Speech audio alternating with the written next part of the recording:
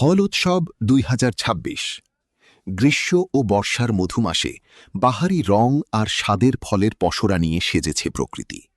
প্রকৃতিতে বইছে ফলের সুবাস, এমনকি হাট বাজার ও শহরের অলিগলিতে নানা ফলের ঘ্রাণে আমরা বিমোহিত। দেশীয় ফলের সাথে সকলের পরিচয় থাকাটা জরুরি, কারণ পৃথিবী সৃষ্টির শুরু থেকেই ফল মানুষের ক্ষুধা নিবৃত্তি করে আসছে। বাংলাদেশি সংস্কৃতিতে দেশীয় ফলের পুষ্টিগুণ ও গুরুত্ব তুলে ধরতে মিরপুর মডেল মাদ্রাসা আয়োজন করেছে ফল উৎসব ২০২৬।